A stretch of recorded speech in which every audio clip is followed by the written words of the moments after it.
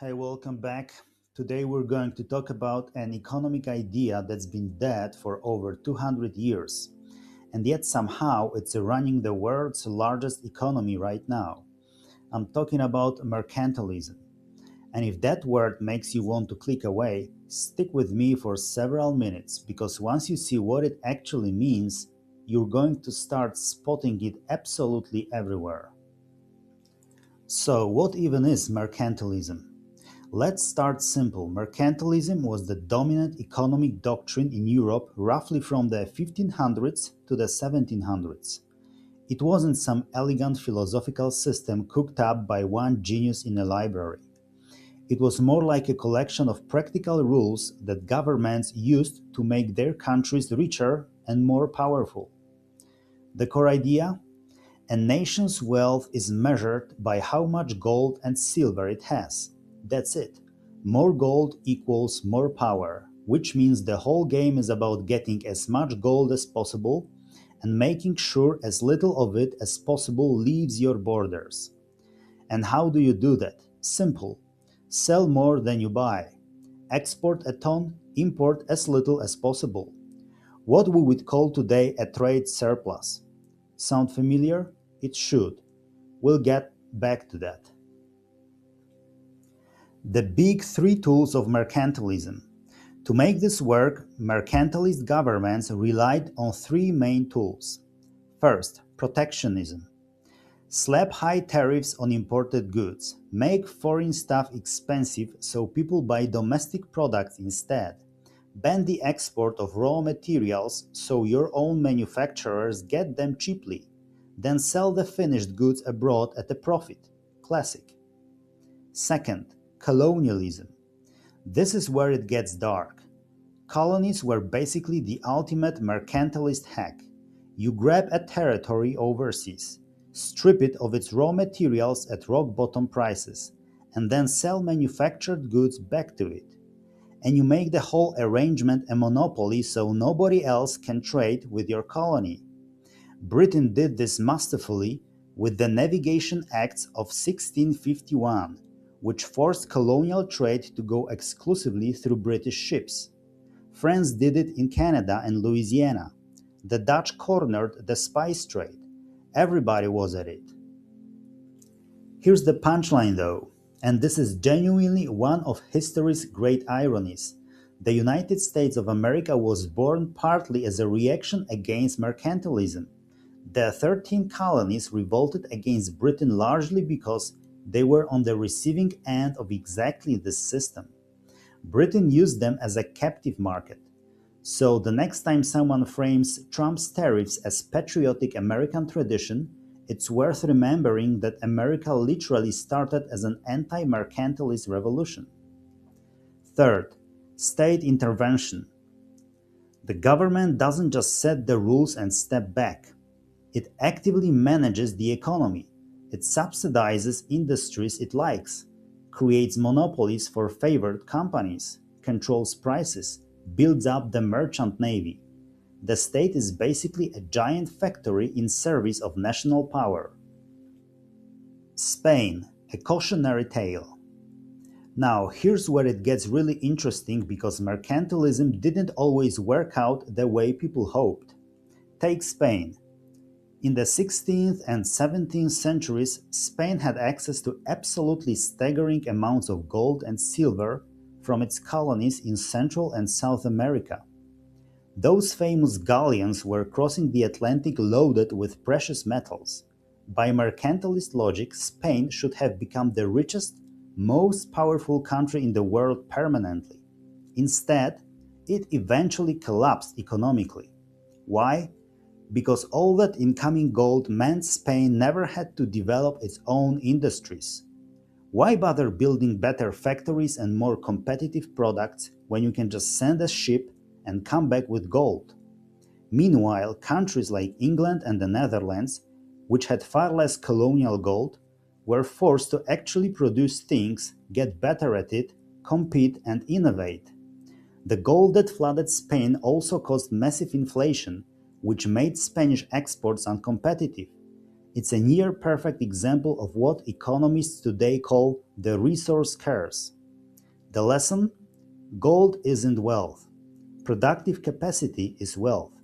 But that realization took a couple of centuries to fully sink in. Enter the critics. By the mid-1700s, people started seriously questioning the whole framework. The main voices came from the French physiocrats and, most famously, from a Scottish economist named Adam Smith. Smith's Wealth of Nations, published in 1776, same year as the American Declaration of Independence, not a coincidence in terms of the intellectual atmosphere, basically dismantled mercantilism piece by piece. Trade is not a war. Mercantilism treated every transaction as a zero-sum game. If Britain wins, France loses. Smith said that's completely wrong. When two parties trade voluntarily, both benefit. That's the whole point of trade. You have something I want more than my money, and I have something you want more than your goods. We swap. We're both better off. Trying to win at trade by only exporting and never importing is like trying to win at breathing by only exhaling. You can't be good at everything, and you shouldn't try. This is where the idea of comparative advantage comes in, developed more formally later by David Ricardo in 1817, but Smith laid the groundwork. If Portugal is great at producing wine and England is decent at both wine and cloth, it still makes sense for England to focus on cloth and trade for wine. Specialization makes everyone richer in total. Forcing every country to produce everything domestically, even things they're bad at, is an enormous waste of resources.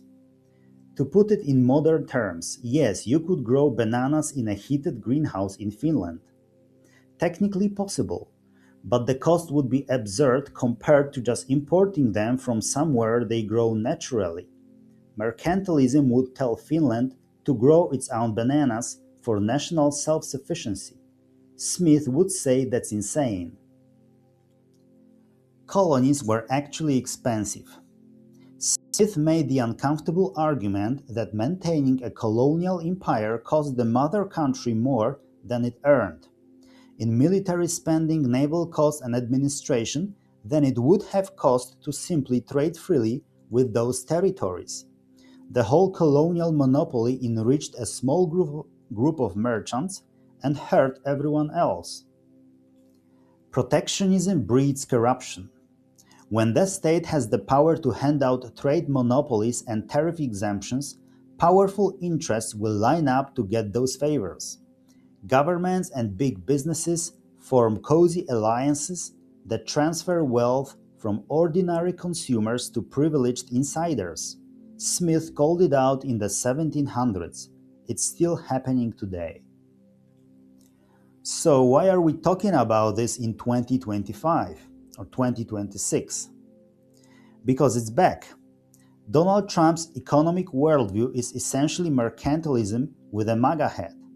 The obsession with trade deficits, treating them as proof that America is losing to China or Europe, the sweeping tariffs on imports, the push to bring manufacturing back home regardless of cost, the idea that America should produce everything itself and export as much as possible, the framing of trade as a battle where someone wins and someone loses.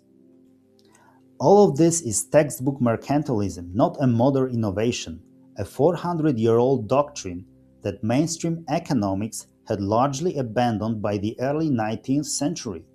Now, to be fair, and this is important, there are legitimate arguments for protecting certain industries, defense, semiconductors, critical supply chains. Nobody seriously argues that a country should outsource the production of its own weapons to a potential adversary. Strategic industries are a real consideration. Even Adam Smith acknowledged this. But there's a massive difference between protecting a handful of genuinely strategic sectors and running your entire trade policy on the assumption that imports are bad and trade deficits are national humiliation. The economists who've looked at the results of recent tariff policies point out something uncomfortable.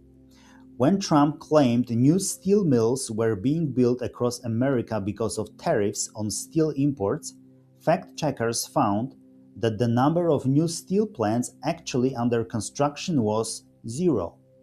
What the tariffs did achieve was making imported steel more expensive for American manufacturers who use it, which raised their costs and got passed on to consumers.